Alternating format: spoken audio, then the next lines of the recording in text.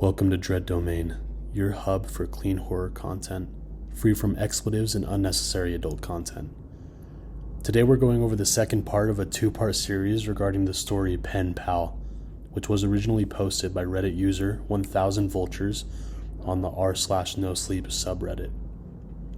This has been adapted into a novel, and if you're interested in having a physical copy as well as to support the author, buying one would be a great way to do that.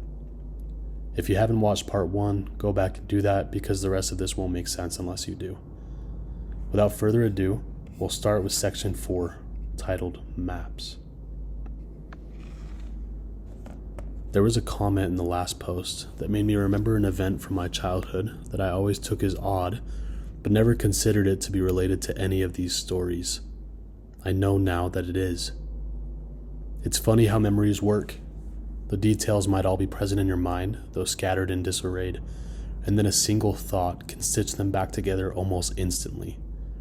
I never thought of these events much because I was focused on the wrong details. I went back to my mom's house and went through my old childhood schoolwork looking for something that I think is important. I couldn't find it, but I'll keep looking.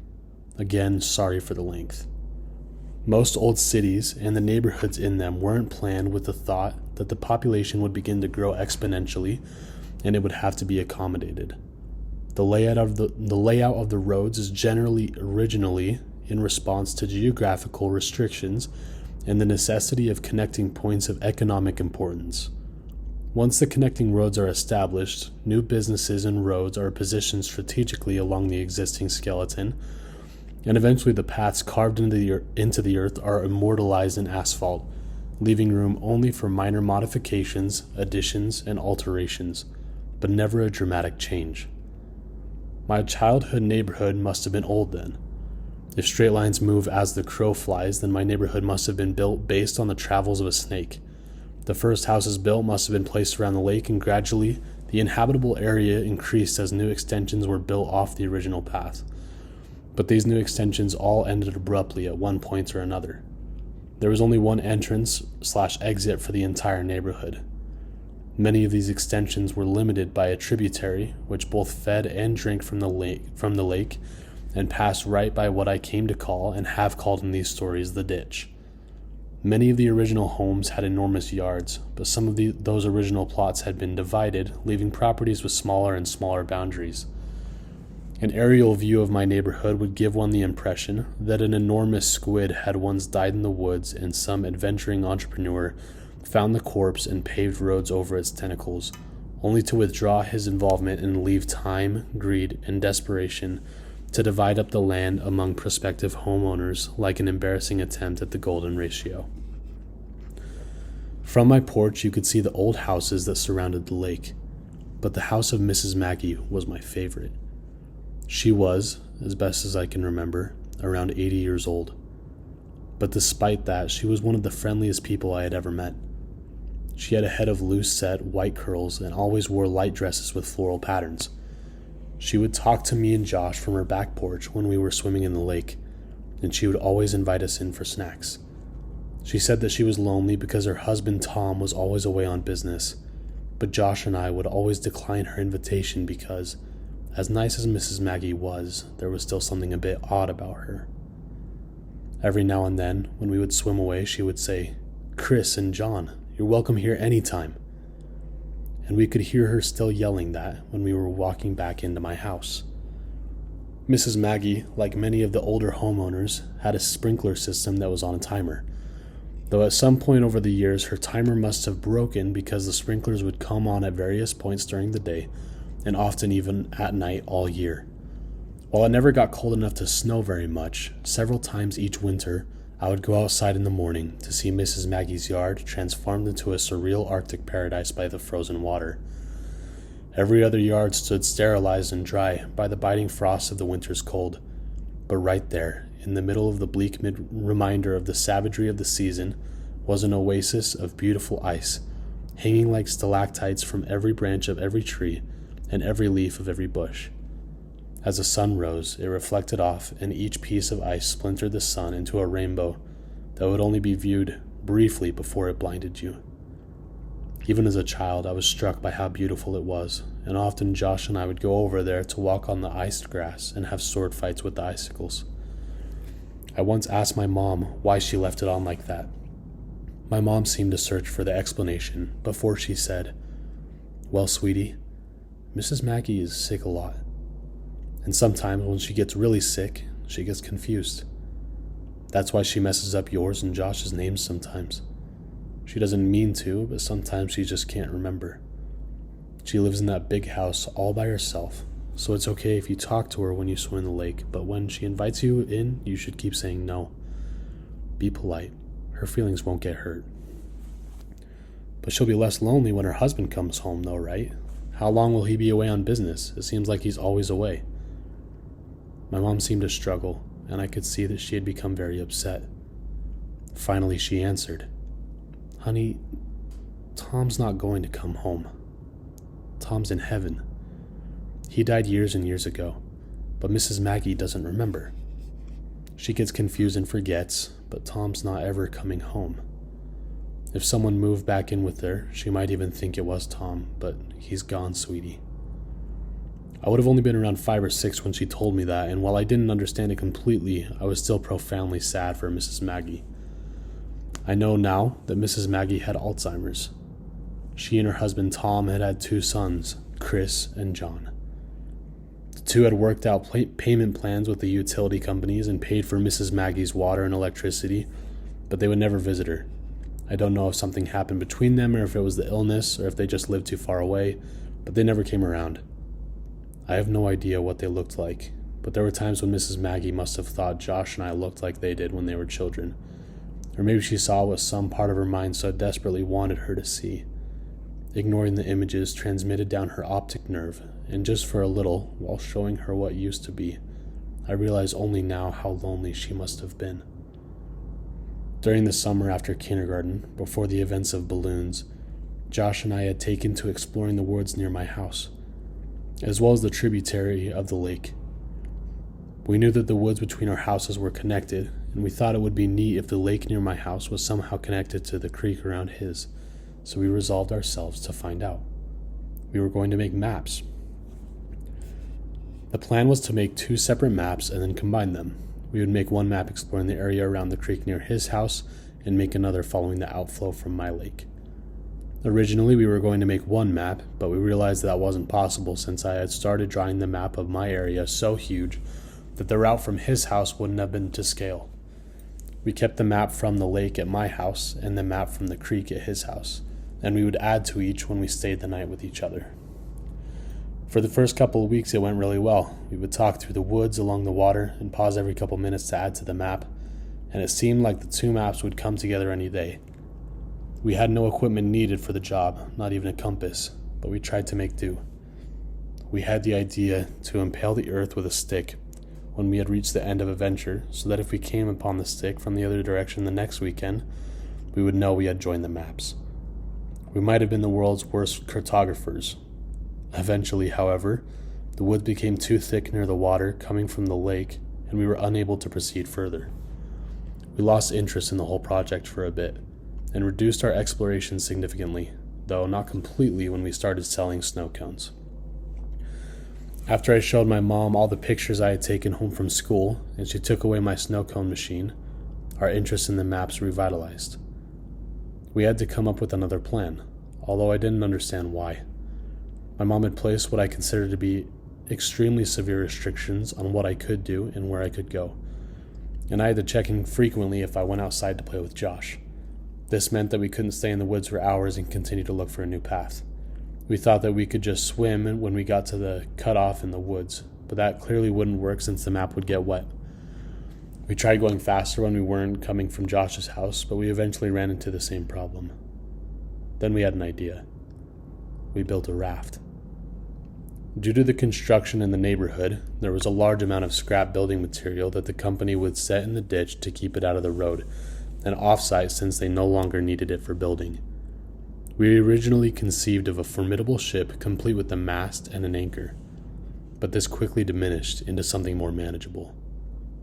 We set aside the wood and took several large pieces of styrofoam that were backed with foam board and tied them together with rope and kite string.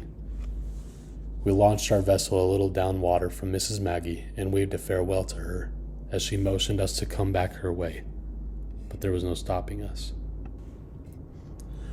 The raft worked very well, and while we both behaved and spoke as if the functionality of the raft was a given, I know at least I was a little surprised. We each had a fairly long tree branch to use as a paddle, but we found it was easier to simply push against the land under the water than actually use them as intended. When the water became too deep, we'd simply lie on our stomachs to use our hands to paddle the water, which still worked, albeit less well. The first time we had to resort to that method of propulsion, I remember thinking that from far above it must have looked like a colossally fat man with tiny arms was out for a swim. It actually took us several trips to get the raft to the impossible patch of woods that marked the farthest we had made it. After we had come up with the idea of marking the ground with the stick, we had taken to running through the woods until we got to the stick, and then, as carefully and precisely as we knew how, charting our course. This meant that the impasse was actually quite a bit away, so to sail from around my house all the way to the blockade in the woods was taking longer than expected. We'd sail for a bit and then dock the raft, and then next time we'd run through the woods to the raft and go a little farther. We continued this well into first grade. Josh and I were assigned to different groups that year, so since we didn't really see one another during the school day, our parents were more willing to let us hang out all weekend each week. What's more, Josh's dad had taken on a lengthy construction job that required him to work over the weekends, and his mother was on call, so this meant that Josh would stay at my house most every weekend for weeks on end. We should have been making excellent progress, but when we finally made it to the impasse and had the opportunity to explore past it, we couldn't find a place to dock the raft. The woods were simply too thick, and the water had eroded the land to the point that there was nearly a 2-foot rise of earth over the tributary, which exposed the twisting and damp roots of the trees above. We'd have to turn back every time and leave the raft at the same thick of trees that prompted us to build it in the first place. Even worse, winter had arrived, so we couldn't justify leaving the house in our swimsuits. We were getting nowhere. We always had to come home before we could gain much ground. On Saturday, around 7 p.m., Josh and I were playing when one of my mom's coworkers knocked on our door. Her name was Samantha, and I remember her well now because I would propose to her a couple of years later when I was visiting my mom at work. My mom said that she had to go to work to fix a problem that had arisen and that she'd be back in about 2 hours. Her car was being repaired, so she'd have to ride with Samantha, but I gathered that the problem was Samantha's fault and discussing it in the car was why it would only take 2 hours. She said that under no circumstances were we to leave the house or open the door for anyone, and she was in the middle of explaining that she would call every hour when she got there to check in, but she ended that statement prematurely when she remembered that our phone had been turned off for delinquent payments. This was why Samantha had just come by unannounced. She looked me dead in the eye as she was closing the door and said, "Stay put." This was our chance. We watched her drive down the serpentine road toward the exit, and as soon as the car rounded the last visible bend, we ran back to my room. I dumped my backpack out while Josh grabbed the map. "Hey, do you have a flashlight?" Josh chimed. "No, but we'll be back way before dark." I was thinking just in case we should have one. My mom has one, but I don't know where she keeps it. "Wait." I ran into my closet and pulled a box down from the top shelf. "You have a flashlight in there?" Josh asked. "Not exactly." I opened the box and revealed 3 Roman candles that I had taken from the pile that my mother had amassed for the 4th of July that past summer, along with a lighter that I had managed to take from her some months before. This would ensure that we had at least some light if we needed it. This was a little bit before I had been given an opportunity to be afraid of the woods at night, so it wasn't fear that motivated our search for a light source, only practicality. We threw all it in the backpack and bolted out the back door, making sure to close it so boxes wouldn't get out. We had 1 hour and 50 minutes. We ran through the woods as fast as we could and made it to the raft in about 15 minutes. We had our bathing suits on under our clothes, so we stripped off our shirts and shorts and left them in 2 separate piles about 4 feet from the edge of the water. We untied the raft from the tree, grabbed our branch paddles, and cast off. We tried to move rapidly to reach a point beyond the contents of our ever-expanding map, as we didn't have time to waste seeing old sights. We knew that we were slower on the raft than on land, and that we would be in the raft for quite a while after the cutoff since the woods were too thick to walk through and there wasn't a place to dock. This meant that we'd have to ride the raft back to the original docking site, even if we found a new place to dock it further ahead. After we passed the last charted part of our map, the water began to get really deep, and eventually we could no longer touch the bottom with our tree branches, so we lay on our stomachs and paddled with our hands. It was getting darker, and as a result, it was becoming harder to distinguish the trees from one another, and we were both becoming slightly unnerved. In the interest of making good time, we were paddling fast with our arms, but this caused a lot of noise as our hands repeatedly confronted and then broke through the water's surface tension. During these periods, we could both hear the crunching of dead leaves and the snapping of fallen sticks in the woods to our right. As we would slow our pace and quiet our actions, the rustling in the woods would cease, and we began to wonder if it was really ever there at all. We didn't know what kinds of animals resided this far into the woods, but we did know that we didn't wish to find out. As Josh amended the map that I was illuminating with the lighter, we were suddenly confronted with the fact that the sounds were not imagined. Rapidly and rhythmically, we heard crunch, snap, crunch. It seemed to be moving slightly away from us, pushing through the woods just beyond our map. It had become too dark to see. We had misjudged how long the sun would linger. Nervously, I called out, "Hello?" There was a brief moment of breathless tension as we lay static in the water. This silence was suddenly broken by laughter. "Hello?" Josh cackled. "So what? Hello, Mr. Monster in the Woods. I know you're sneaking around, but maybe you'll answer to my hello? Hello?" I realized how stupid it was. Whatever animal it was, it wouldn't respond. I hadn't even realized I'd said it until afterwards, but if anything was actually there, I obviously wouldn't get a reply. Josh continued, "Hello," in a high falsetto. "Hello," I countered with a deep baritone I could manage. "Hello there, mate. Hello, beep boop. Hello." We continued mocking each other, and were in the process of turning the raft around to head back when we heard, "Hello."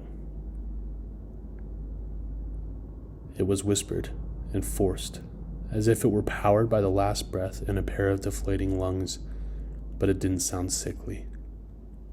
It had come from the spot just off the map, which now sat behind us since we had turned the raft around. I slowly shifted on the raft and faced the direction of the sound as I fumbled with the Roman candle. I wanted to see. "What are you doing?" Josh hissed. But I had already lit it. As the sparking fuse sunk into the wrapper, I held it toward the sky. I had never actually shot one of these myself and thought to just use it like a flare in the movies. A glowing green orb rocketed out towards the stars and then quickly extinguished. I lowered my arm more towards the horizon. I could remember that there were several colors, but I couldn't remember how many times one of these fired before being depleted. A second ball of red light burst out and fizzled above the trees, but I still saw nothing. "Let's just go, man," Josh pressed, as he turned to face the direction back home and began paddling desperately. Just one more. Lowering my arm directly at the woods in front of me, another red ball of fire was launched from the tube. It traveled straight ahead until it collided with a tree, briefly exploding the light in a much greater diameter. Still nothing. I dropped the firework in the water and watched as one more struggling fireball burst free only to quickly die, suffocated by the water. As we began paddling in the direction toward my house, we heard a loud and unconcealed rustling in the woods. The breaking of branches and the trampling of fallen leaves overpowered the sound of our splashing. It was running. In our panic, we jostled the raft too violently, and I felt one of the ropes under my chest loosen. "Josh, be careful." But it was too late. Our raft was breaking. Before too long, it had completely fallen apart. We each held onto a separate piece of styrofoam, but the pieces weren't big enough to keep us completely afloat, and our legs dangled beneath us in the winter water. "Josh, quick!" I yelled as I pointed at the water right next to him. He scrambled, but it was too cold to move quickly, and we both watched as the map floated away. I'm cold, man," Josh shuddered dejectedly. Let's get out of the water."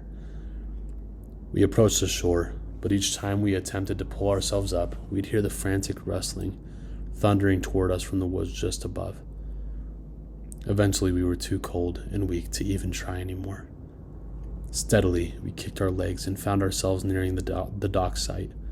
We toppled off the debris and tried to pull it on land, but Josh's piece slipped away and floated in the direction of the lake. We took off our swimsuits and were desperate to get into dry clothes to shield us from the biting chill of the air. I slid my shorts, but there was something wrong. I turned to Josh. "Where's my shirt, man?" He shrugged and suggested maybe it got knocked into the water and floated into the lake. I told Josh to go back to my house and to say that we were playing hide and seek if my mom was home. I had to try to find my shirt. I ran behind the houses and peered out over the water and scouted along the shoreline. It occurred to me that with any luck, maybe I could find the map too. I was moving pretty fast because I needed to get home, and was about to give up when my concentration was interrupted by a sound coming from just behind me. "Hello." I whipped around. It was Mrs. Maggie. I had never seen her at night before, and in this poor light she looked exceedingly frail. The usual warmth that wrapped her manner seemed to have been snuffed out by the chill. I couldn't remember seeing her without a smile, and so her face looked strange. "Hello, Mrs. Maggie." "Oh, hi, Chris." The warmth and smile had returned to her, even if her memories had not. "I couldn't see it was you in the dark there." Jokingly, I asked her if she was going to invite me in for a snack, but she said maybe another time. I was too busy looking for my map and the shirt to really engage her, but she sounded happy, so I didn't feel bad. She said a couple other things, but I was too distracted to pay attention. I said goodnight and ran down her driveway toward my house. Behind me, I could hear her walking across the frozen yard, but I didn't turn around to wave. I had to get home. I made it home a couple minutes before my mom did, and by the time she came in, Josh and I had already changed clothes and warmed up. We'd gotten away with it, even though we had lost the map. Couldn't find it? Nah, but I saw Mrs. Maggie. She called me Chris again. I'm telling you, dude, just be glad you've never seen her at night. We both laughed, and he asked me if she invited me in for a snack, joking that the snacks must be terrible since she couldn't even give them away. I told him that she didn't, and he was surprised, and now that I had time to think about it, so was I. Literally every time we had seen her, she had invited us in for the snacks, and here I had, albeit sarcastically, invited myself, and she said no. As Josh talked more about Mrs. Maggie, I suddenly realized that the lighter might still be in my pocket, and that it would be disastrous for my mom to find. I grabbed the shorts off the floor and patted my pockets. I felt something, but it wasn't the lighter. From my back pocket, I slid out a folded piece of paper, and my heart leapt. The map? I thought. But I watched it float away. As I unfolded the paper, my stomach turned as I tried to understand what I was seeing. Drawn on the paper, inside of a large oval, were two stick figures holding hands. One was much bigger than the other, but neither had faces. The paper was torn, so a part of it was missing, and there was a number written near the top right corner. It was either 15 or 16. I nervously handed Josh the paper and asked him if he had put it in my pocket at some point, but he scoffed at the idea and asked why I was so upset. I pointed towards a smaller stick figure and what was written next to it. It was my initials. I shook it off and told Josh the rest of the conversation between Mrs. Maggie and I. I had always attributed the odd exchange to her being sick until revisiting the events in my mind all these years later. As I think about it now, the feeling of profound sadness for Mrs. Maggie returns, but it is augmented by a looming feeling of despair when I think about why she said maybe another time. I knew what she had said, but I didn't understand what it meant that night. I didn't understand what her words had meant weeks later when I watched men in strange orange biohazard suits carry what I thought were black bags full of garbage out of her house, or why the whole neighborhood smelled like death that day. I didn't understand when they condemned the house and boarded it up a little while before we moved, but I understand now. I understand why her last words to me were so important, even if neither she nor I realized it at the time. Mrs. Maggie had told me that night that Tom had come home, but I know now who had really moved in. just as I know now why I never saw her body brought out on a stretcher. The bags weren't filled with garbage.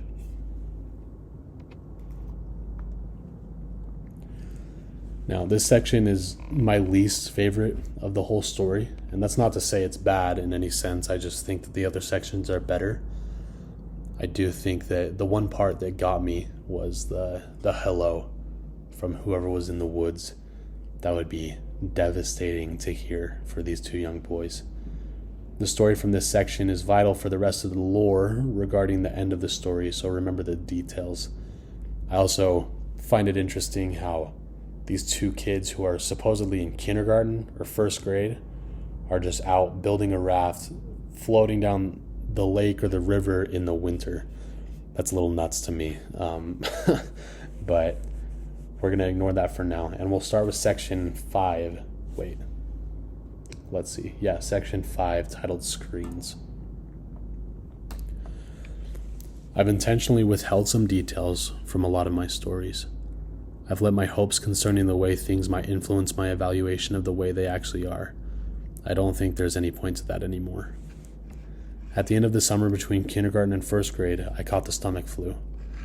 This has all of the components of the regular flu. However, with the stomach flu, you throw up in a bucket and not the toilet because you were sitting on it. The sickness gets purged from both ends. This lasted for about 10 days, but just before it had passed, the sickness was granted an extension in the form of pink eye.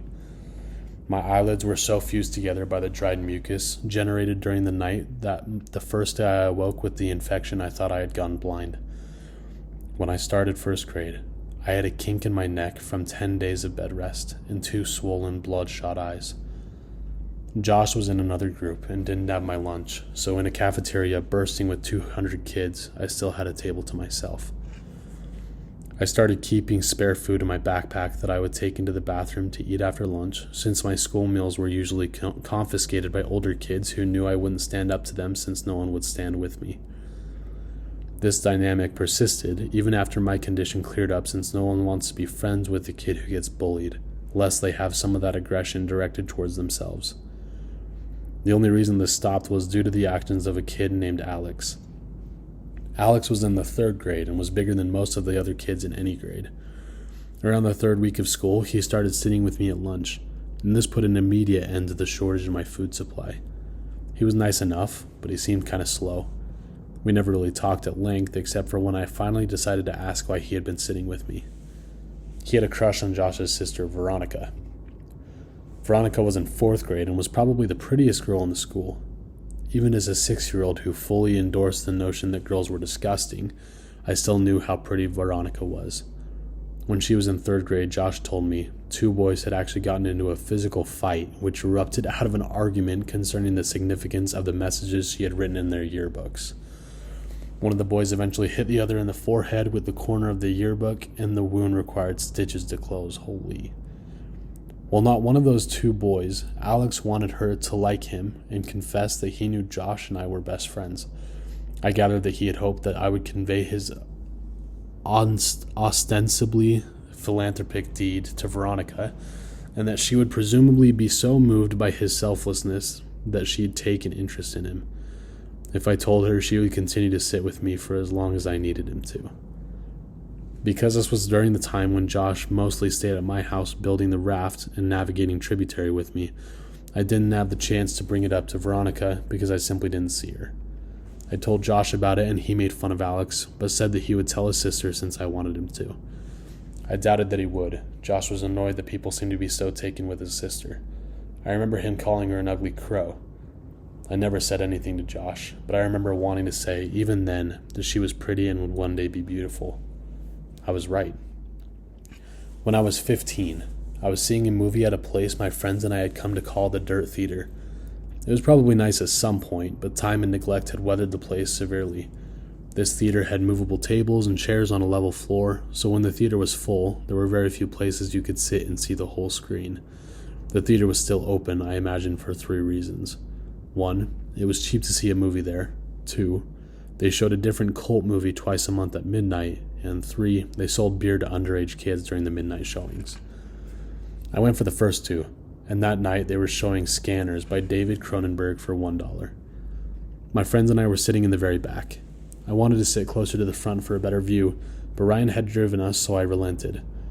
A couple minutes before the movie started, a group of girls walked in. They were all pretty attractive, but whatever beauty they might have had was eclipsed by the girl with the dirty blonde hair, even though I'd only caught a glimpse of her profile. As she turned to move her seat, I caught a full view of her face, which gave me the feeling of butterflies in my stomach. It was Veronica. I hadn't seen her in a long time. Josh and I saw progressively less of one another after we'd snuck out to my old house that night when we were 10. And usually when I'd visit him, she'd be out with friends. While everyone stared at the screen, I stared at Veronica, only looking away when the feeling that I was being a creep overcame me. But that feeling would quickly subside and my eyes would return to her. She really was beautiful, just like I had thought she'd be when I was a kid. When the credits started to roll, my friends got up and left. There was only one exit, and they didn't want to be trapped waiting for the crowd to clear. I lingered in hopes of catching Veronica's attention. As she and her friends walked by, I took a chance. "Hey, Veronica." She turned toward me looking a little startled. "Yeah?" I got out of my seat and stepped a little into the light coming in through the open door. "It's me, Josh's old friend from way back. How have you been?" "Oh my gosh, hey, it's been so long." She motioned to her friends that she'd be out in a second. "Yeah, a few years at least. Not since the last time I stayed over with Josh. How is he, anyway?" "Oh, that's right, I remember all your guys' games. Do you still play Ninja Turtles with your friends?" She laughed a little and I blushed. "No, I'm not a kid anymore. Me and my friends play X-Men now." I was really hoping she'd laugh. She did. "Ha, you're cute. Do you come to these movies every time?" I was still reeling from what she said. Does she really think I'm cute? Did she just mean I was funny? Does she think I'm attractive? I suddenly realized that she had asked me a question, and my mind grasped for what it was. "Yeah," I said much too loudly. Yeah, I try to anyway. What about you?" "I come every now and then. My boyfriend didn't like these movies, but we just broke up, so I plan on coming from now on." I was trying to be casual, but failed. "Oh well, that's cool. Not that you guys broke up. I just meant that you'd be able to come more often." She laughed again. I tried to recover. "So are you coming the week after next? They're supposed to show Day of the Dead. It's really cool." "Yeah, I'll be here." She smiled and I was about to suggest that maybe we could sit together when she quickly closed the space between us and hugged me. "It was really good to see you," she said with her arms around me. I was trying to think of what to say when I realized the biggest problem was that I had forgotten how to talk. Luckily, Ryan, who I could hear approaching from the hallway, came in and spoke for me. "Dude, you know the movie's over, right? Let's get out of here." "Oh, yes." Veronica let go and said that she'd see me next time. She was played out of the room by the music that Ryan was making with his mouth. I was furious, but it dissipated as soon as I heard Veronica laughing in the lobby. Day of the Dead couldn't come soon enough. Ryan's family was going out of town, so he wouldn't be able to drive us, and the other friends that I was with that night didn't have cars. A couple of days before the movie, I asked my mom if she could take me. She responded almost immediately by denying my request, but I persisted and she picked up on the desperation in my voice. She asked why I wanted to go so badly, since I had seen the movie before, and I hesitated before saying that I was hoping to see a girl there. She smiled and asked playfully if she knew the girl, and I reluctantly told her it was Veronica. The smile disappeared from her face, and she coldly said no. I decided that I would call Veronica to see if she could pick me up. I had no idea if she still lived at home, but it was worth a try. But then I realized that Josh might answer. I hadn't talked to him in almost 3 years, and if he answered, I obviously couldn't ask to talk to his sister. I felt guilty for calling to speak with Veronica and not Josh, but I dismissed that feeling quickly. Josh hadn't called me in years either. I picked up the phone and dialed the number that was still embedded in my muscle memory from having dialed it so often all those years ago. It rang several times before someone picked up. It wasn't Josh. I felt a mixture of both relief and disappointment. I realized in that second that I really missed Josh. I would call after this weekend and talk to him, but this was my only chance to see if Veronica could or would take me, so I asked for her. The person told me I had dialed the wrong number. I repeated the number back to her and she confirmed. She said that they must have changed their number and I agreed. I apologized for the disturbance and hung up. I was suddenly intensely sad because now I couldn't contact Josh even if I wanted to. I felt terrible for having been afraid that he might answer the phone. He had been my very best friend. I realized that the only way I could be put back in touch with him would be through Veronica, so now, not that I needed one, I had another reason to see her. I told my mom the day before the movie that I was no longer concerned with going, but was hoping she could drop me off at my friend Chris's house. She relented and dropped me off that Saturday a couple of hours before the movie. My plan was to walk from his house to the theater, since he only lived about a half-mile away. They went to church early on Sundays, so his parents would go to sleep early Saturday night, and Chris was fine with not coming with me since he had planned on chatting with this girl he met online.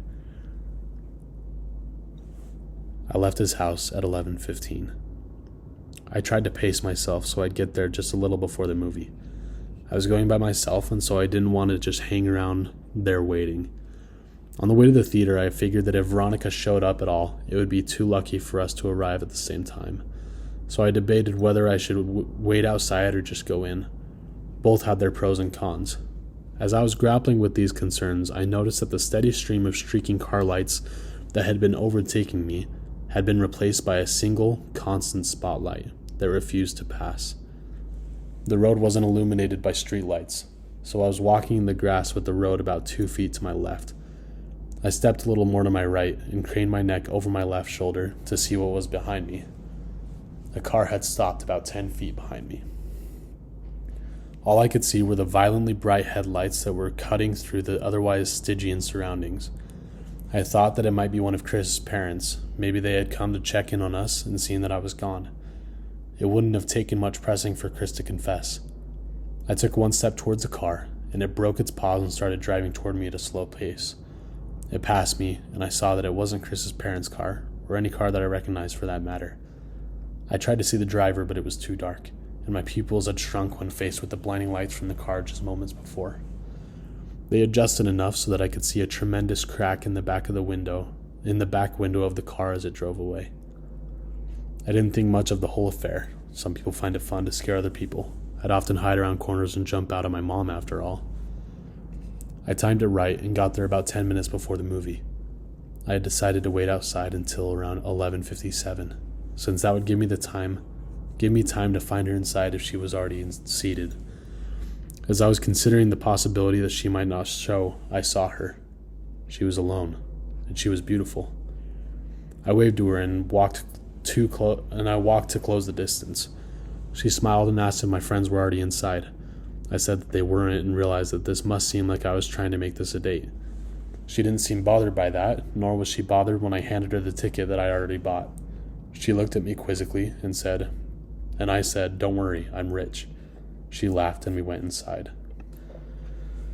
I bought us 1 popcorn and 2 drinks and spent most of the movie debating whether or not I should time reaching my hand into the popcorn bag when she reached it in so they would touch.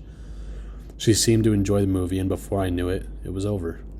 We didn't linger in the theater, and because this was a midnight show, we couldn't loiter in the lobby, so we walked outside. The parking lot of the theater was big because it connected with a mall that had gone out of business. Not wanting the night to be over just yet, I continued the conversation while casually walking toward the old mall. As we were about to round the corner and leave the theater out of sight, I looked back and saw that her car wasn't the only one left in the parking lot. The other one had a large crack in the back window. My immediate uneasiness turned to understanding. Hey, that makes a lot of sense. The driver of that car works here and must have figured I was on my way to the movie. Injecting real horror into the life of a horror fan seemed like an obvious move. We walked around the mall and talked about the movie. I told her that I thought Day of the Dead was better than Dawn of the Dead, but she refused to agree. I told her of when I called her old phone number and about my dilemma about who would answer the phone. She didn't find it as funny as I now did, but she took my phone and put her number in it. She commented that it might be the worst cell phone she'd ever seen. Her evaluation wasn't rescinded when I told her I couldn't even receive pictures on it.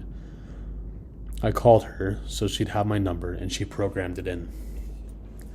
She told me that she was graduating, but she hadn't done well in school so far that year, so she wasn't sure if she'd even get into college. I told her to attach a picture of herself to the application, and they'd pay her to go there just so they could look at her. She didn't laugh at that one, and I thought she might be offended. She might have thought I was implying that she couldn't get in based on her intelligence. I nervously glanced at her, and she was just smiling, and even in this poor light, I could see that she was blushing. I wanted to hold her hand, but I didn't. As we walked down the final side of the mall back toward the theater, I asked her about Josh. She told me she didn't want to talk about it. I asked her if he was at least doing all right, and she just said, "I don't know." I figured Josh must have taken a wrong turn somewhere and started getting into trouble. I felt bad. I felt guilty. As we approached the parking lot, I noticed that the car with the cracked back window was gone and that her car was now the only one in the parking lot. She asked me if I needed a ride, and even though I really didn't, I said that I'd appreciate it. I had drunk my whole soda during the movie, and all the walking was putting pressure on my bladder. I knew that I could wait until I was back at Chris's, but I had decided that I was going to try to kiss her when she dropped me off, and I didn't want this biological nagging to rush me out of the car. This would be my first kiss. I could think of no ruse to conceal what I needed to do. The theater had long closed, so I only had one option. I told her that I was going to go behind the theater to pee, but that I'd be back in 2 shakes. It was obvious that I thought it was hilarious, and she seemed to laugh more at how funny I found it than at how funny it clearly was. On the way toward the theater, I stopped and turned toward her. I asked her if Josh had ever told her that a kid named Alex had done something nice for me. She paused to think for a moment and said that he had. She inquired as to why I had asked, but I said it was nothing. Josh really was a good friend. When I went to go behind the theater, I realized that there was a chain link fence extending off and running parallel to the walls of the building. Where I stood, she could still see me, and the fence seemed to stretch on endlessly, so I thought I'd just hop it, duck out of sight, and return as quickly as I could. It may have been too much of an effort, but I thought it polite. I climbed the fence and walked just a little ways until I was out of sight and urinated. For a moment, the only sounds were the crickets in the grass behind me and the collision of liquid and cement. These sounds were overpowered by a noise that I can still hear when it is quiet and there are no other noises to distract my ears. In the distance, I heard a faint screeching, which quickly subsided only to be replaced with a cascade of thundering vibrations. I realized quickly enough what it was. It was a car. The growling of the engine got louder, and then I thought, no, not louder, closer. As soon as I realized this, I started back towards the fence, but before I could get very far at all, I hear a brief, truncated scream, and the roar of the engine terminated in a deafening thud. I started running, but after only 2 or 3 steps, I was tripped by a loose piece of stone and fell hard and fast into the concrete, my head striking the corner of a chair as I fell. I was dazed for maybe 30 seconds, but the renewed rumbling of the engine drew my senses back, and my equilibrium was restored by adrenaline. I redoubled my efforts. I was worried that whoever had crashed the car might harass Veronica. As I was climbing over the fence, I saw that there was still only one car in the parking lot. I didn't see any evidence of a crash. I thought that I might have misjudged its direction or proximity. As I ran towards Veronica's car, and as my orientation changed, I saw what the car had hit. My legs stopped working almost completely. It was Veronica. Her car was sitting between us, and as I closed the distance and walked around it, she came fully into view. Her body was twisted and crumpled, like a discarded figure meant to represent a catalog of things the human body cannot do. I could see the bone of her right shin cutting through her jeans, and her left arm was wrapped so hard around the back of her neck that her hand fell on her right breast. Her head was craned back, and her mouth hung widely open towards the sky. There was so much blood. As I looked at her, I actually found it hard to discern whether she was laying on her back or her stomach, and this optical illusion made me feel sick. When you are confronted with something in the world that simply doesn't belong, your mind tries to convince itself that it is dreaming, and to that end, it provides you with that distinct sense of all things moving slowly, as if through sap. In that moment, I honestly felt that I would wake up any minute, but I didn't wake up. I fumbled with my phone to call for help, but I had no signal. I could see Veronica's phone sticking out of what I thought was her front right pocket. I had no choice. Trembling, I reached for her phone, and as I slid it out, she moved and gasped for air so violently that it seemed as if she were trying to breathe in the whole world. This startled me so much that I staggered back and fell onto the asphalt with her phone in my hand. She was trying to adjust her body to get it into its natural position, but with every spasm and jerk, I could hear the crackling and grinding of her bones. Without thinking, I scrambled over to her and put my face over hers and just said, "Veronica, don't move. Don't move, okay? Just stay still. Don't move. Veronica, please, just don't move." I kept saying it, but the words started to fall apart as tears came streaming down my face. I opened her phone. It still worked. It was still on the screen where she had saved my number, and when I saw that, I felt my heart break a little. I called 911 and waited with her, telling her that she would be okay and feeling guilty for lying to her every time I said it. When the sound of sirens tore through the air, she seemed to become more alert. She had remained conscious since I'd found her, but now more of the light was coming back into her eyes. Her brain was still protecting her from pain, though it looked as if she was finally allowing her to become aware that something was terribly wrong with her. Her eyes rolled over to mine and her lips moved. She was struggling, but I heard her. Pictures. My picture. He took it. I didn't understand what she meant, so I said the only thing I could. "I'm so sorry, Veronica." I rode with her in the ambulance, where she finally lost consciousness. I waited in the room that they had reserved for her. I still had her phone, so I put it with her purse, and I called my mom from the hospital phone. It was about 4 a.m. I told her that I was fine, but that Veronica was not. She cursed at me and said she'd be right there, but I told her I wasn't leaving until Veronica was out of surgery. She said she'd come anyway. My mom and I didn't speak that much. I told her I was sorry for lying, and she said that we'd talk about that later. I think that had we talked more in that room, if I had just told her about boxes or the night with the raft, if she had just told me more of what she knew, I think that things would have changed. But we sat there in silence. She told me that she loved me and that I could call her whenever I wanted her to come get me. As my mom was leaving, Veronica's parents rushed in. Her dad and my mom exchanged a few words that appeared to be quite serious while Veronica's mother talked to the person at the desk. Her mother was a nurse, but didn't work at this hospital. I'm sure that she had tried to get Veronica transferred, but her condition was prohibitive. While we waited, the police came in and talked to each of us. I told them what happened.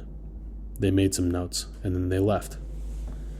She came out of surgery and 90% of her body was covered in a thick, white cast. Her right arm was free, but the rest of her was bound like a cocoon. She was still under, but I remember how I felt when I had my cast before kindergarten. I asked a nurse for a marker, but I couldn't think of anything to write. I slept in a chair in the corner and went home the next day. I came back every afternoon for several days. At some point, they had moved another patient into her room and set up a screen around Veronica's bed to act as a partition. She didn't seem to be feeling better, but she made more moments of lucidity. But even during these periods, we wouldn't really talk. Her jaw had been broken by the car, so the doctors had wired it shut. I sat with her for a while, but there was nothing much I could say.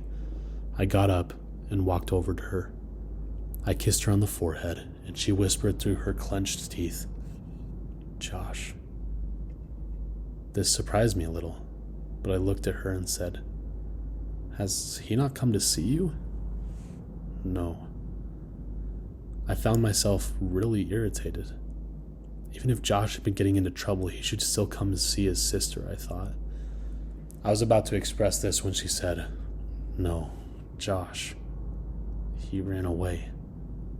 I should have told you." I felt my blood turn to ice. When did this happen? When he was 13. Did he leave a note or something? On his pillow. She started crying and I followed her, but I think now we were crying for different reasons, even if I didn't realize it. At this point, there were a lot of things I still didn't remember about my childhood, and there were a lot of connections I hadn't yet made.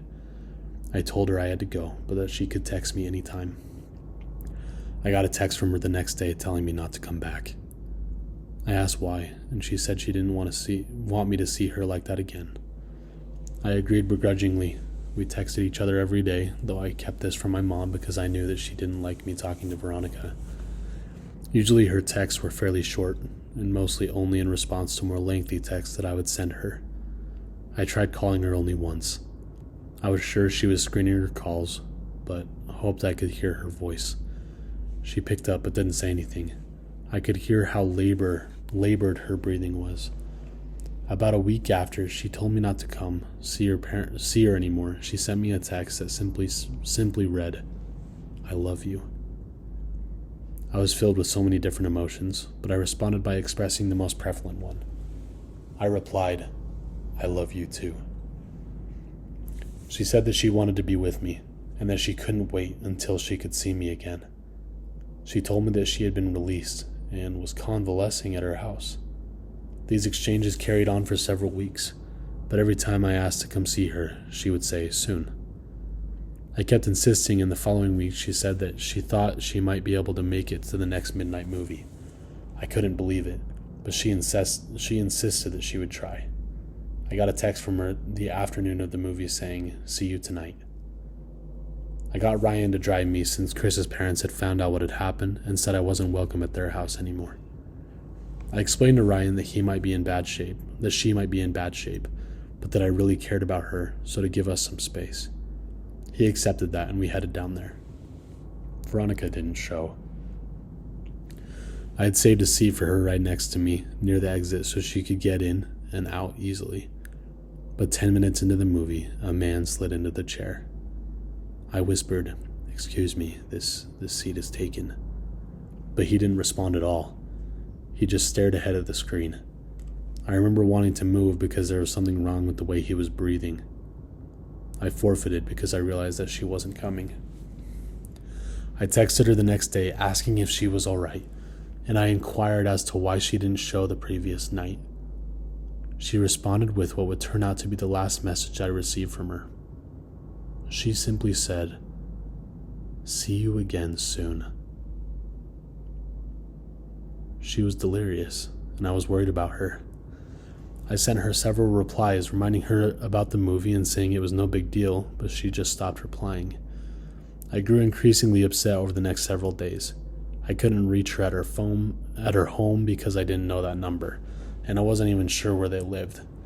My mood became increasingly depressed, and my mother, who had been really nice as of late, asked me if I was okay. I told her that I hadn't heard from Veronica in days, and I felt all the warmth leave her disposition. "What do you mean?" "She was supposed to meet me at the movies yesterday. I know it's only been like 3 weeks since she got hit, but she said she would try to come. And after that, she just stopped talking to me altogether. She must hate me." She looked confused, and I could read on her face that she was trying to tell if my mind had simply broken. When she saw that it hadn't, her eyes began to water, and she pulled me toward her, embracing me. She was beginning to sob, but it seemed too intense a reaction to my problem, and I had no reason to think that she particularly cared for Veronica.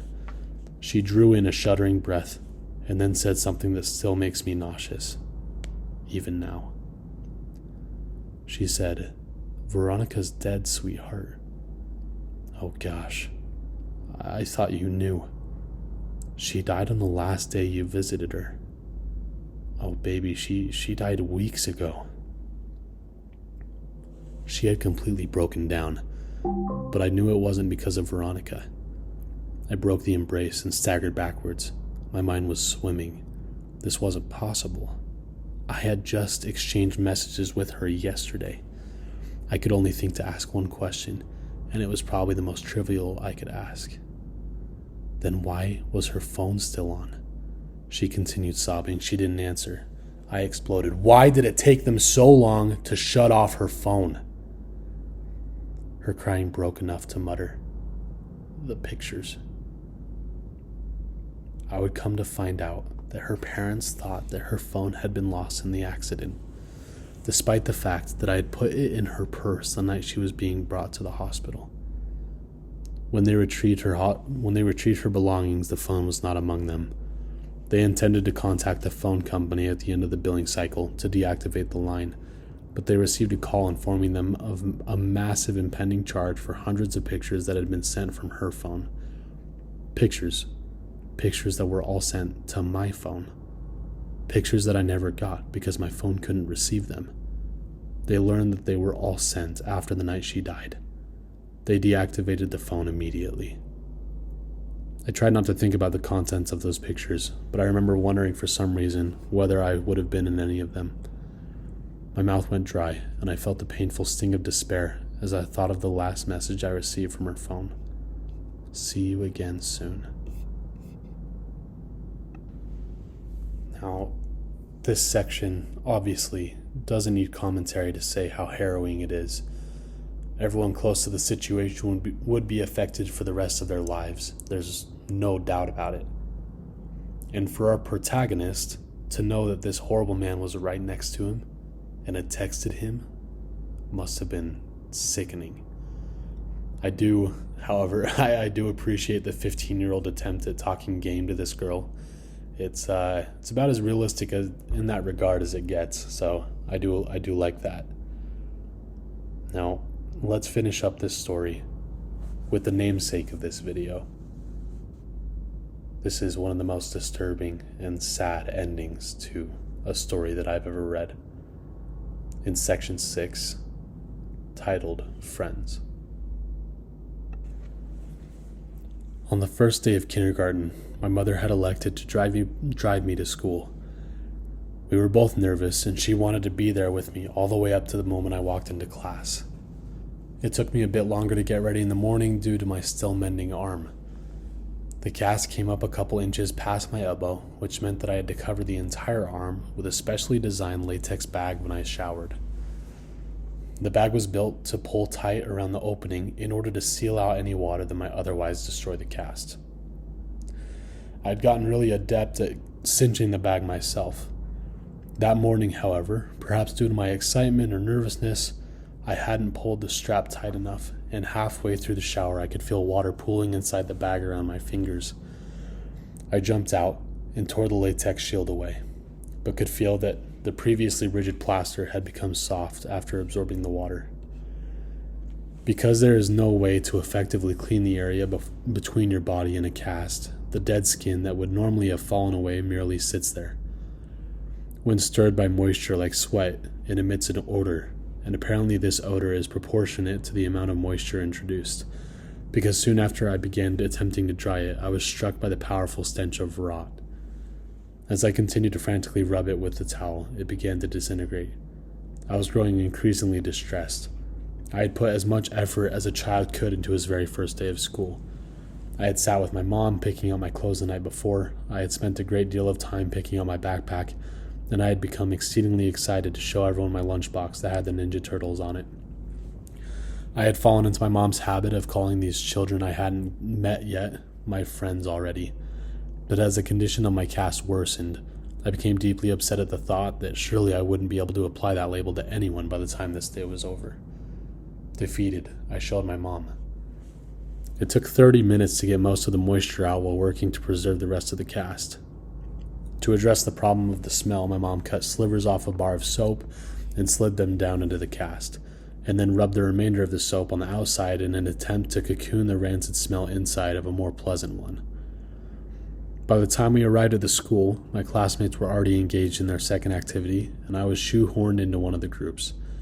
I wasn't made very clear on what the guidelines of the activity were, and within about 5 minutes I had violated the rules so badly that each member of the group complained to the teacher and asked why I had to be in their group. I had brought a marker to school in hopes that I could collect some signatures or drawings on my cast next to my mother's, and I suddenly felt very foolish for having even put the marker in my pocket that morning. Kindergartners had the lunchroom to themselves at my elementary school, but some of the tables were off limits, so I didn't have to sit alone. I was self-consciously picking at the fraying ends of my cast when a kid sat across from me. "I like your lunchbox," he said. I could tell he was making fun of me, and I grew really angry. In my mind, that lunchbox was the last good thing about my day. I didn't look up from my arm, and I felt it burning in my eyes from the tears that I was holding back. I looked up to tell that kid to leave me alone, but before I could get the words out, I saw something that made me pause. He had the exact same lunchbox. I laughed. I like your lunchbox too. I think Michelangelo's the coolest, he said, while miming nunchuck moves. I was in the middle of rebutting by saying that Raphael was my favorite when he knocked his open carton of milk off the table and onto his lap. I tried very hard to stifle my laughter, since I didn't know him at all, but the struggling look on my face must have struck him as funny because he started laughing first. Suddenly, I didn't feel so bad about my cast, and thought that this person would hardly notice now anyway. Just then, I thought to try my luck. Hey, do you want to sign my cast? As I pulled out the marker, he asked me how I broke it. I told him that I fell out of the tallest tree in my neighborhood. He seemed impressed. I watched him laboriously write his name, and when he was done, I asked him what it said. He told me it says, Josh. Josh and I had lunch together every day, and whenever we could, we partnered up for projects. I helped him with his handwriting, and he took the blame when I wrote fart on the wall in permanent marker. I would come to know other kids, but I think I knew even then that Josh was my only real friend. Moving a friendship outside of school when you are 5 years old is actually more difficult than most remember. The day we launched our balloons, we had such a good time that I asked Josh if he wanted to come to my house the next day to play. He said that he did, and that he'd bring some of his toys. I said that we could also go exploring and maybe swim in the lake. When I got home, I asked my mom, and she said it would be fine. My enthusiasm was boundless until I realized that I had no way of contacting Josh to tell him.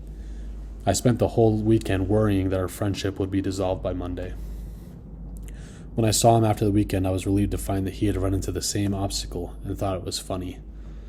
Later that week, we both remembered to write down our phone numbers at home and then exchange them at school. My mom spoke with Josh's dad, and it was decided that my mom would pick up Josh and myself from school that Friday. We alternated this basic structure nearly every weekend. The fact that we lived so close made things much easier on our parents, who seemed to work constantly. When my mom and I moved across the city at the end of first grade, I was sure that our friendship had seen its last day. As we drove away from the house I had lived in my whole life, I felt a sadness that I knew wasn't just about a house. I was saying goodbye to my friend forever. But Josh and I, to my surprise and delight, stayed close. Despite the fact that we spent the majority of our time apart and only saw one another on weekends, we remained remarkably similar as we grew. Our personalities coalesced, our senses of humor complemented each other's, and we would often find that we had started liking new things independently.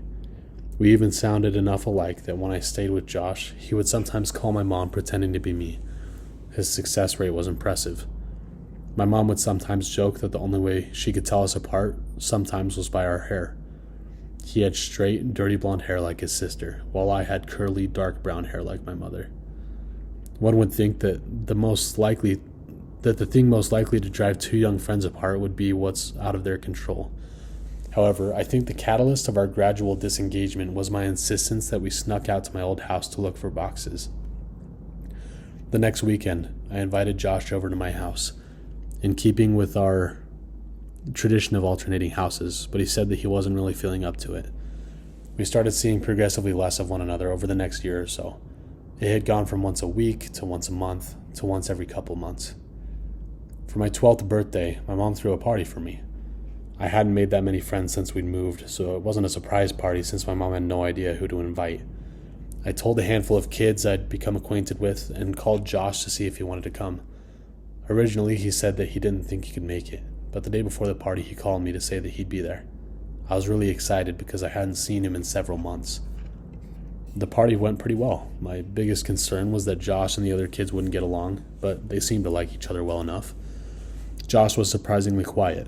He hadn't brought me a gift and apologized for that, but I told him it wasn't a big deal. I was just glad that he was able to make it.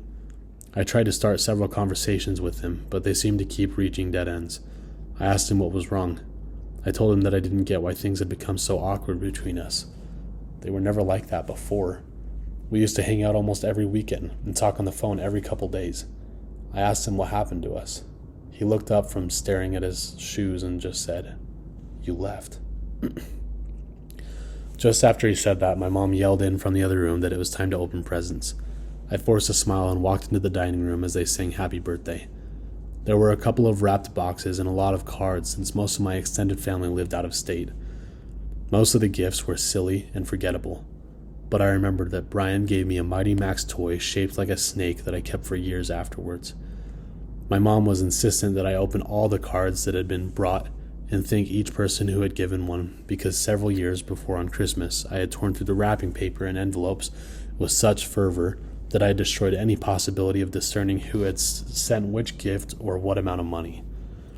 We separated the ones that had been sent by mail and the ones that had been brought that day, so my friends wouldn't have to sit through me opening cards from people they had never met. Most of the cards from my friends had a couple dollars in them, and the ones from my family members contained larger bills. One envelope didn't have my name written on it, but it was in the pile, so I opened it. The card had a generic floral pattern on its face and seemed to be a card that had been received by someone else who was now recycling it for my birthday because it was actually a little dingy. I actually appreciated the idea that it was a reused card, since I'd always thought that cards were silly. I angled it so that the money wouldn't fall to the floor when I opened it, but the only thing inside was the message that had come printed in the card. I love you. Whoever had given me this card hadn't written anything in it, but they had circled the message in pencil a couple times. I chuckled a little and said, "Gee, thanks for the awesome card, Mom." She looked at me quizzically and then turned her attention to the card. She told me it wasn't from her and seemed amused as she showed my friends, looking at their faces trying to discern who had played the joke. None of the kids stepped forward, so my mom said, "Don't worry, sweetheart. At least you know now that 2 people love you."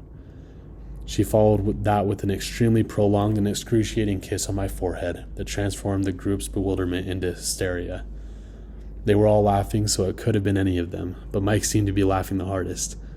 To become a participant rather than the subject of the gag, I said to him that just because he had given me that card, he shouldn't think that I'd kiss him later. We all laughed, and as I looked at Josh, I saw he was finally smiling. "Well, I think that gift might be the winner, but you have a couple more to open." My mom slid another present in front of me. I was still feeling the tremors of suppressed chuckles in my abdomen as I tore the colorful paper away. When I saw the gift, I had no need to suppress the laughter anymore. My smile dropped as I looked at what I'd been given. It was a pair of walkie-talkies. "Well, go on, show everyone." I held them up, and everyone seemed to approve. But as I drew my attention to Josh, I could see that he had turned a sickly shade of white. We locked eyes for a moment, and then he turned and walked into the kitchen. As I watched him dial a number on the corded phone attached to the wall, my mom whispered in my ear that she knew that Josh and I didn't talk as much since one of the walkie-talkies had broken, so she thought I'd like it. I was filled with an intense appreciation for my mom's thoughtfulness, but this feeling was easily overpowered by the emotions resurrected by the returning memories I tried so hard to bury. When everyone was eating cake, I asked Josh who he had called. He told me he wasn't feeling well, so he called his dad to come get him. I understood that he wanted to leave, but I told him that I wish we could hang out more. I extended one of the walkie-talkies to him, but he put his hand up in refusal. Dejected, I said, "Well, thanks for coming, I guess. I hope I'll see you before my next birthday." "I'm sorry. I'll try and call you back more often. I really will," he said. The conversation stagnated as we waited by my door for his dad. I looked at his face. Josh seemed genuinely remorseful that he hadn't made more of an effort. His mood seemed suddenly bolstered by an idea that had struck him. He told me that he knew what he'd get me for my birthday. It would take a while, but he thought that I would really like it. I told him it wasn't a big deal, but he insisted. He seemed in better spirits and apologized for being such a drag at my party. He said that he was tired, that he hadn't been sleeping well. I asked him why that was as he opened the door in response to his dad's honking in the driveway. He turned back toward me and waved goodbye as he answered my question. "I think I've been sleepwalking." That was the last time I saw my friend, and a couple months later, he was gone. Over the past several weeks, the relationship between my mother and I has grown increasingly strained due to the attempts to learn the details of my childhood. It's often the case that one cannot know the breaking point of a thing until that thing fractures. And after the last conversation with my mother, I imagine that we will spend the rest of our lives attempting to repair what had taken a lifetime to build. She had put so much energy into keeping me safe, both physically and psychologically, but I think that the walls meant to insulate me from harm were also protecting her emotional stability. As the truth came pouring out the last time we spoke, I could hear a trembling in her voice that I think was a reverberation of the collapse of her world. I don't imagine my mother and I will talk very much anymore, and while there are still some things I don't understand, I think I know enough. After Josh disappeared, his parents had done all that they could to find him.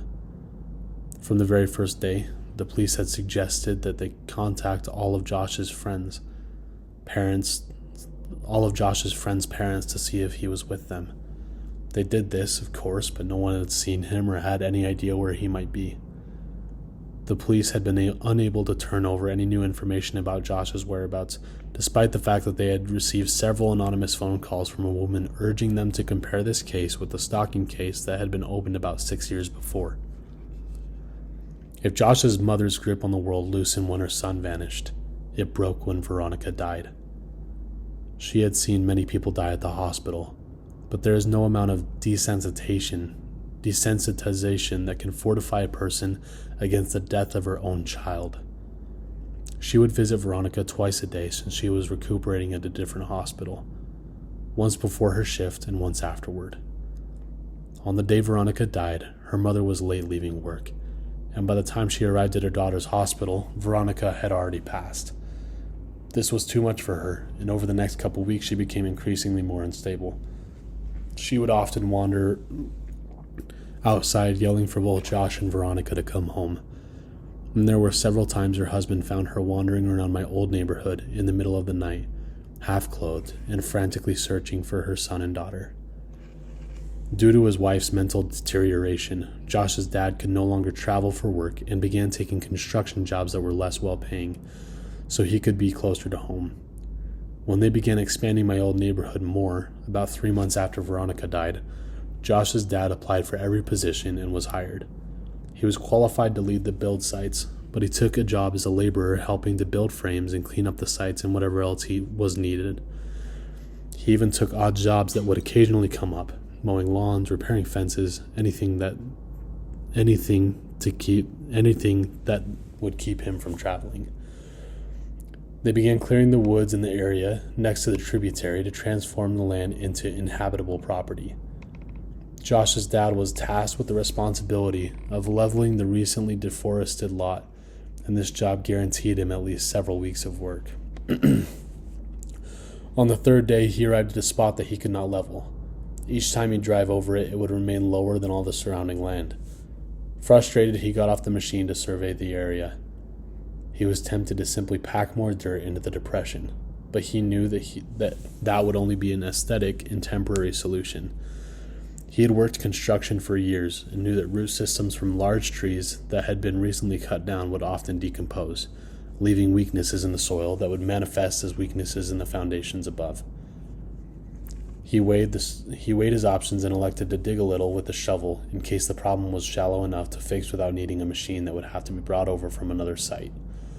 And as my mother described where this was, I knew I had been in that spot both before the soil was broken and before it had been filled in.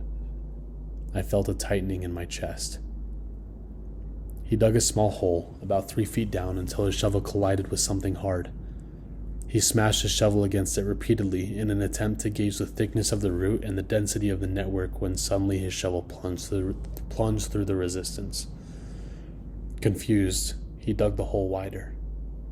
After about a half hour of excavating, he found himself standing on a brown blanket-covered box about 7 feet long and 4 feet wide. Our minds work to avoid dissonance.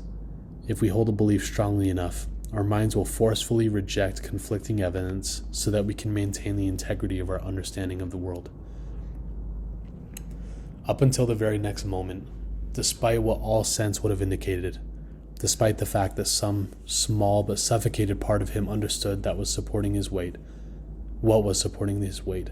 This man believed he knew his son was still alive. My mom received a call at 6 p.m. She knew who it was, but she couldn't understand what he was saying. But what she did comprehend made her leave immediately. Down here. Now, son. Oh, please. When she arrived, she found Josh's dad sitting perfectly still with his back to the hole. He was holding the shovel so tightly it seemed that it might snap, and he was staring straight ahead with eyes that looked as lifeless as a shark's. He wouldn't respond to any of her words and only reacted when she tried to gently take the shovel from him. He dragged his eyes slowly to hers and just said, "I don't understand." He repeated this as if he had forgotten all other words, and my mother could hear him still muttering it as she walked past him to look in the hole. She told me she wished she had gouged her eyes out before she faced downward into that crater, and I told her that I knew what she was about to say and that she need not continue. I looked at her face, and it was expressing a look of such intense despair that it caused my stomach to turn. I realized that she had known of this for almost 10 years and was hoping that she'd never have to tell me. As a result, she never came up with the proper arrangement of words to describe what she saw. And as I sit here, I'm met with the same difficulty of articulation.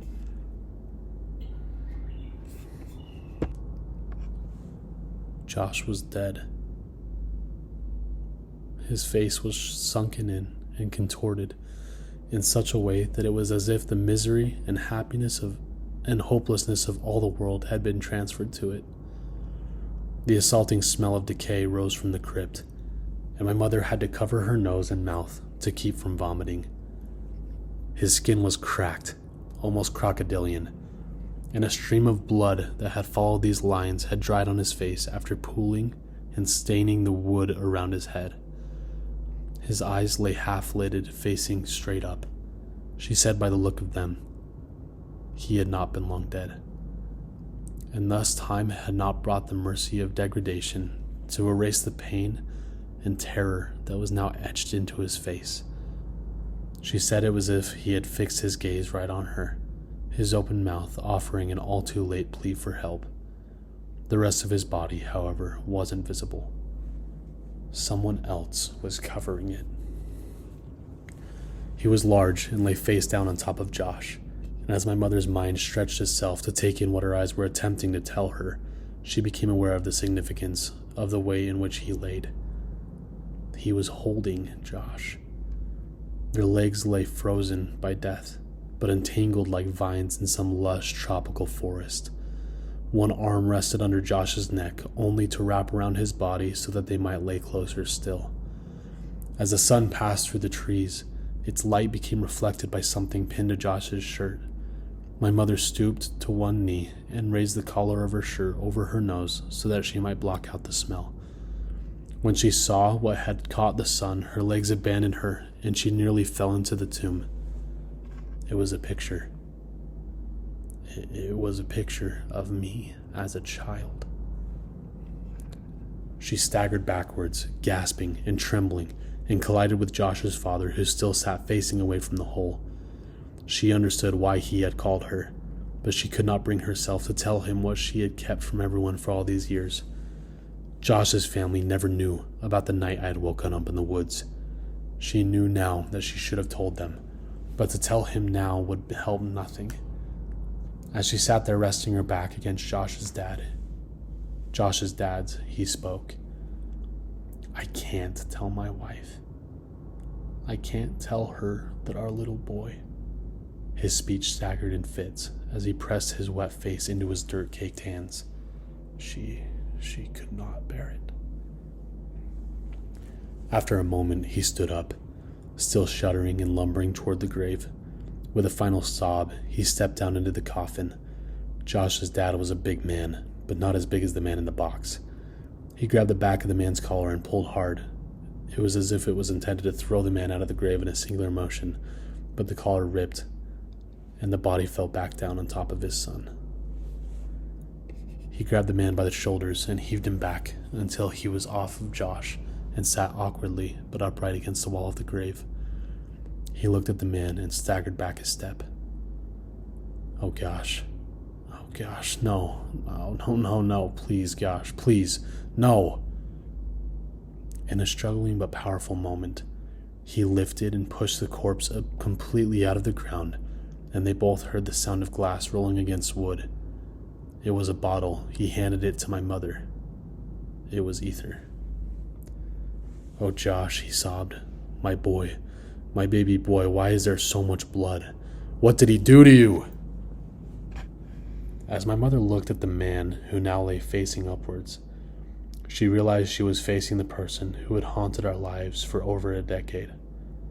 She had imagined him so many times, always evil and always terrifying, and the cries of Josh's father seemed to confirm her worst fears.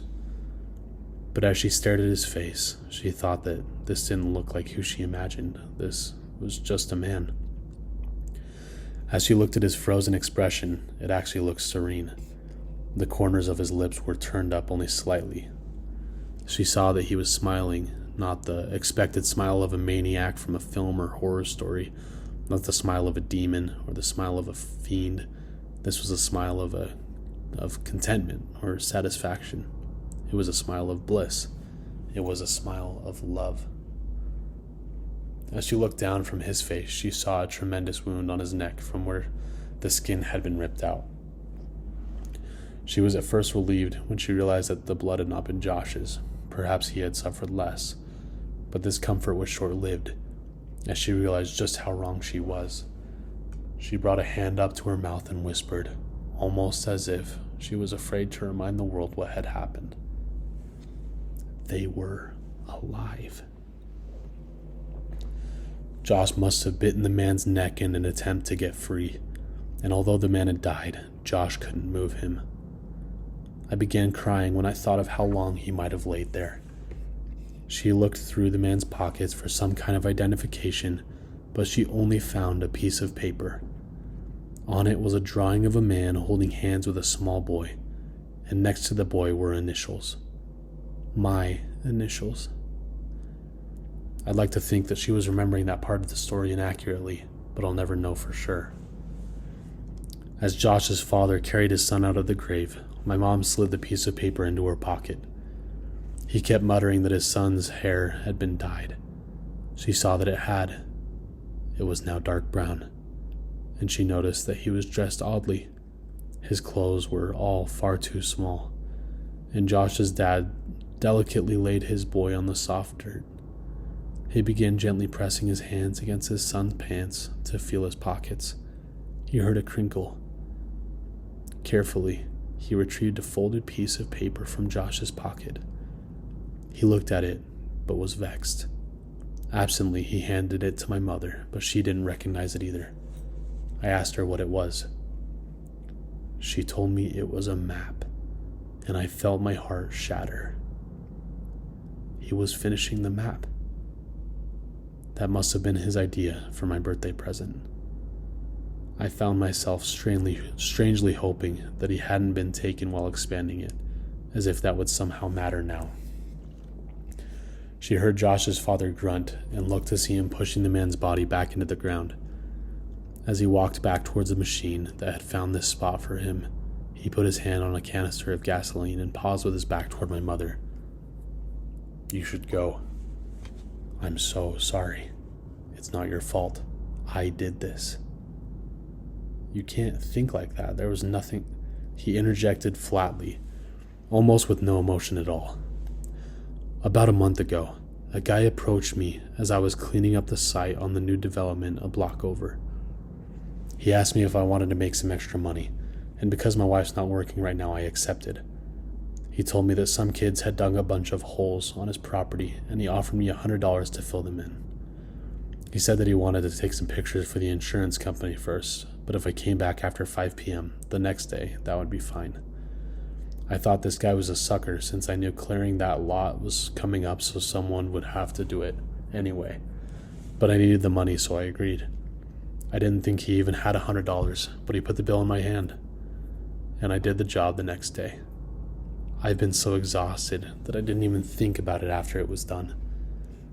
I didn't even think about it until today, when I pulled that same guy off my son. He pointed at the grave, and his emotions started to push through as he broke into a sob. He paid me $100 so that I would bury him with my boy. It was as if saying it aloud forced him to accept what had happened, and he collapsed onto the ground in tears. My mother could think of nothing to say and stood there in silence for what felt like a lifetime. She finally asked what he would do about Josh. His final resting place won't be here with this monster. As she looked back when she reached her car, she could see black smoke billowing and diffusing against the amber sky, and she hoped against all hope that Josh's parents would be okay. I left my mom's house without saying much else. I told her that I loved her and that I would talk to her soon, but I don't know what soon means for us. I got into my car and left. I understood now why the events of my childhood had stopped years ago.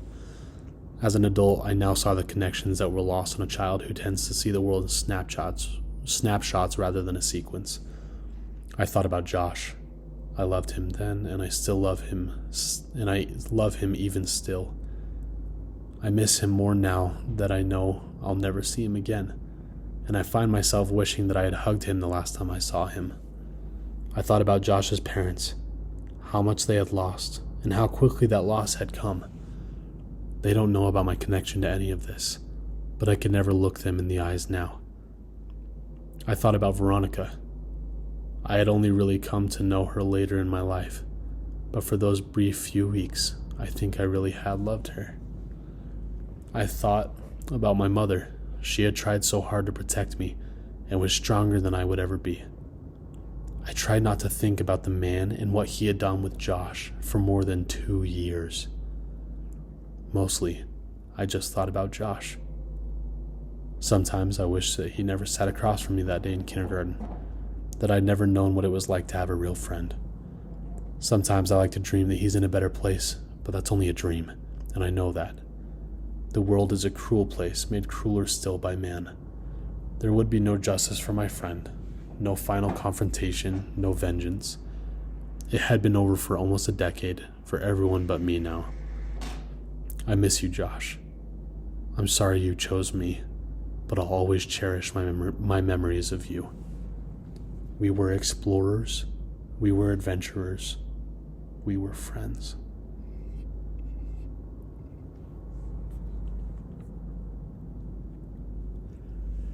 When I was young, I was told by a teacher during school that my grandma would be picking up my little cousin and I after classes had ended. After the bell, I found my little cousin, and we waited for my grandma, but she never showed. It turns out she was on the other side of the school, and we ended up walking about 2 miles to my grandma's house. We made it safe and sound, and everyone had a good laugh about it. It was a silly miscommunication that ended up in a good story. As I read Penpal, I remembered that instance and felt sick. What if in that moment of being alone, I had been in a situation like the protagonist? What if I had been being watched or followed, or worse? What if my little cousin had been in danger right alongside of me? The world is full of evil, and we must be wary of it. In the midst of the darkness in the world, I ask you to be a light and to spread positivity and kindness. Comment down below what other stories you'd like me to cover. Until next time.